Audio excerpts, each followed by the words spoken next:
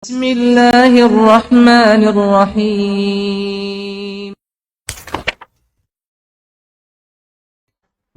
Tapi Yahudi yang ortodok ini mirip kayak teman-teman kita Salafi, Pak, jenggotnya.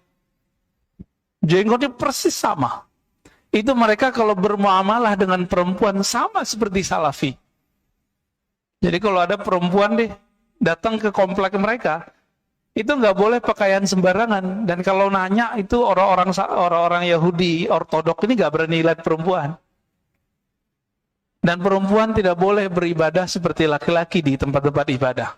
Persis seperti Salafi. Salafi kan ngelarang perempuan juga ke masjid. Ya nggak? Benar nggak? Ya, sebaik-baik tempat sholat perempuan tuh di kamarnya, begitu dalam tradisi Salafi, ajaran Salafi. Sama, jenggotnya sama. Jadi kalau mau memahami surat Toha, kisah Sayyidina Musa ngambil jenggotnya Sayyidina Harun, nah itu lihat Pak, Yahudi ortodok tuh jenggotnya sepanjang itu. Diambil langsung sama Sayyidina Musa alaihi wassalatu wassalam.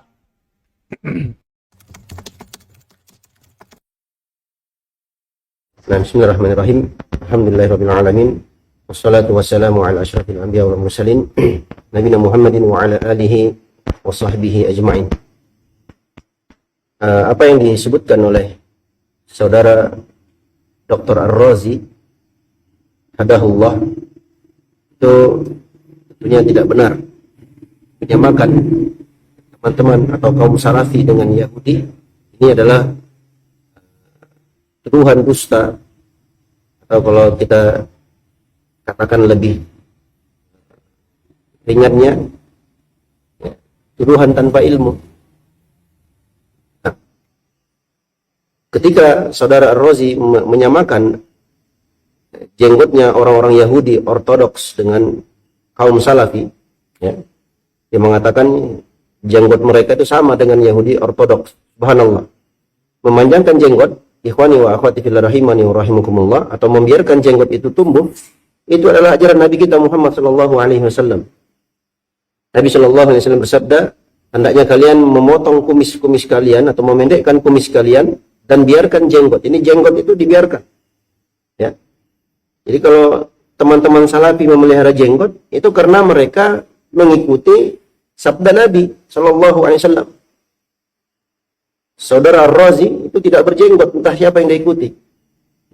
Sudah tidak berjenggot. Kemudian dia mengolok-olok pula orang-orang yang mengikuti sunnah Nabi SAW dengan memelihara jenggot. Semoga Allah Subhanahu Wa Taala memberikan hidayah dan petunjuk kepada saudara Ar-Razi hadahullah. Kemudian yang kedua, dia menyebutkan bahwasanya kawan-kawan Salafi ini mirip dengan orang-orang Yahudi ortodoks yang katanya dia pernah ketemu di negeri Yahudi sana. Dia mengatakan orang-orang Yahudi itu melarang wanita-wanitanya untuk beribadah di tempat-tempat ibadah mereka. Subhanallah. Wanita oleh Nabi Shallallahu Alaihi Wasallam itu tidak dilarang untuk beribadah di masjid. Jadi kalau dikatakan Salafi sama dengan Yahudi, melarang wanita untuk beribadah di tempat ibadah, ini tentunya kedustaan. Kedustaan yang sangat nyata dan minimnya atau kurangnya ilmu tentang hadis Nabi Shallallahu Alaihi Wasallam. Disebutkan dalam hadis yang sahih riwayat Al-Bukhari, juga diriwayatkan oleh Imam Muslim dari sahabat Ibnu Umar radhiyallahu anhuma, dari Nabi Shallallahu Alaihi Wasallam, beliau bersabda, "Idza sta'zanat ahadakum imra'atuhu ilal masjid fala yamna'ha." Jika salah seorang atau jika istri salah seorang di antara kalian minta izin kepada kalian untuk ke masjid, fala yamna'ha, maka jangan dia larang. Faqala Bilal ibn Abdullah, maka Bilal bin Abdullah mengatakan, "Wallahi lanamna'uhunna, demi Allah pasti, sungguh demi Allah pasti kami akan larang mereka." Qala, maka Ibnu Umar yang meriwayatkan hadis ini, beliau mengatakan, ya, kepada anaknya, atau perawi hadis ini mengatakan, Ibnu Umar menghadap kepada anaknya, kemudian Ibnu Umar mencela anaknya tersebut dengan celaan yang tidak pernah beliau mencela seperti itu. Nah, kemudian beliau mengatakan, "Ukhbirukan an Rasulillah sallallahu alaihi wasallam wa taqulu wallahi lanamna'uhunna." Aku kabarkan kepadamu tentang hadis Rasul sallallahu alaihi wasallam, kemudian engkau menjawab, demi Allah kami akan melarang. Dalam sebagian lafaz riwayat hadis, Nabi sallallahu alaihi wasallam bersabda, "La tamna'u ima Allahi masajid Allah." Jangan kalian melarang hamba-hamba wanita Allah untuk datang ke masjid untuk beribadah. Nah, jadi dalam hadis ini, ikhwani wa akhwati fillah rahimani wa rahimakumullah, Ibnu Umar menyampaikan hadis tentang tidak boleh bagi seorang suami melarang istrinya yang minta izin ke masjid. Itu nggak boleh. Nah, kemudian anak Ibnu Umar, Bilal namanya, karena waktu itu zaman sudah berubah ya. Kemudian dia sebenarnya beliau bukan menentang hadis, bukan, tapi beliau khawatir karena zaman waktu itu sudah berubah ya, di zamannya mereka waktu itu. Ya, jadi khawatir jangan sampai terkena fitnah atau terjadi hal-hal yang tidak diinginkan, maka dia langsung mengatakan spontan, demi Allah kami akan tetap melarang mereka. Makanya Ibnu Umar langsung marah kepada anaknya. Aku sampaikan kepadamu hadis Rasulullah sallallahu alaihi wasallam, kemudian engkau mengatakan demi Allah pasti kami akan melarangnya. Maksudnya Ibnu Umar marah kepada anaknya. Hadis ini, jamaah yang semoga dirahmati oleh Allah Subhanahu wa taala, itu dijadikan sandaran patokan oleh kawan-kawan salafi, dan kita ketahui bersama teman-teman salafi ini adalah orang-orang yang sangat kuat ya, dan sangat semangat dan antusias dalam berpegang teguh dengan hadis Nabi Shallallahu Alaihi Wasallam. Mereka juga paham hadis ini, mereka amalkan. Ya, saya pribadi tidak pernah melarang istri saya untuk datang ke masjid. Nah, adapun ucapan saudara Ar-Razi, ya ini tentunya adalah tuduhan tanpa bukti, ya, tuduhan dusta. Menyamakan teman-teman salafi dengan Yahudi, ini adalah perbuatan yang tidak pantas dan tidak baik tentunya. Nah, apalagi ada hadis Nabi SAW, Nabi melarang untuk melarang kaum wanita ke masjid. Jadi kita tidak boleh melarang. Nah, dalam mazhab Hambali ya disebutkan ya itu makruh, dimakruhkan. Jadi larangannya sifatnya makruh. Walaupun sebagian pendapat yang lainnya ya mereka menyebutkan, atau sebagian para ulama berpendapat hukum asalnya adalah haram. Ya, jadi melarang wanita ke masjid itu hukum asalnya adalah haram. Kenapa? Karena hukum asal dalam larangan al-aslu fin nahi at-tahrim. Demikian disebutnya dalam kaidah usulnya. Hukum asal dalam larangan, ya, jadi kalau ada larangan dari Nabi atau larangan dari Allah itu hukum asalnya haram.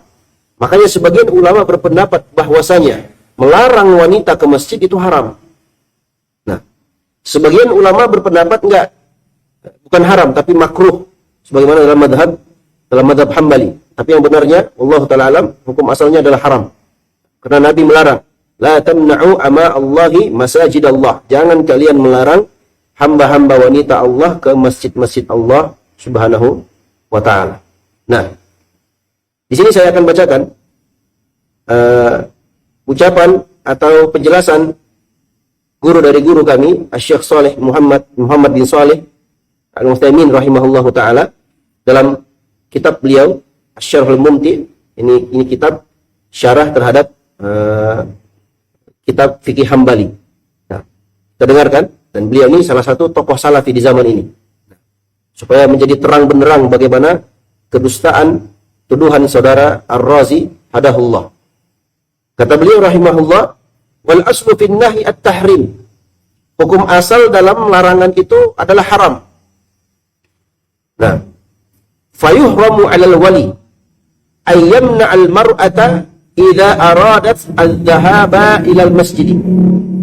Maka diharamkan bagi seorang wali, baik orang tua, bapaknya atau suaminya, ya, diharamkan untuk melarang wanita, istrinya atau anak perempuannya, kalau mereka ingin berangkat ke masjid, litusolliya ma'al muslimin, untuk sholat bersama kaum muslimin. Kata beliau, wa hadzal qawlu huwa sahih, dan pendapat inilah pendapat yang sahih. Nah, Masya Allah ta'ala. Jadi apa yang disebutkan oleh saudara Ar-Razi ini adalah ucapan yang tidak ada sandarannya, ya, omong kosong belaka dan tuduhan dusta. Bahkan dia mengatakan, ya, sambil menyebutkan sebaik-baik tempat sholat bagi perempuan itu di kamarnya. Begitu dalam tradisi salafi, ajaran salafi. Kata siapa? Saudara Ar-Razi. Ya, subhanallah, dia nggak tahu itu hadis Nabi. Jadi ketika kawan-kawan salafi, teman-teman salafi berpegang teguh dengan hadis itu, artinya apa? Mereka berpegang teguh dengan tradisi dan ajaran Rasulullah Shallallahu Alaihi Wasallam. Jadi bukan kelompok salafinya, bukan. Nah, oleh karena itu kita berdoa dan memohon kepada Allah, semoga Allah Subhanahu Wa Taala berikan petunjuk kepada saudara Ar-Razi, hadahullah, untuk bertaubat kepada Allah Subhanahu Wa Taala. Karena menuduh dengan tuduhan-tuduhan dusta itu nanti akan dipertanggungjawabkan di hadapan Allah Subhanahu wa taala. Semoga Allah berikan taufik kepada kita semua untuk selalu berada di atas jalan yang lurus. Wallahu taala alam. Wassallallahu ala nabiyina Muhammadin wa ala alihi wa sahbihi ajma'in. Wassalamualaikum warahmatullahi wabarakatuh.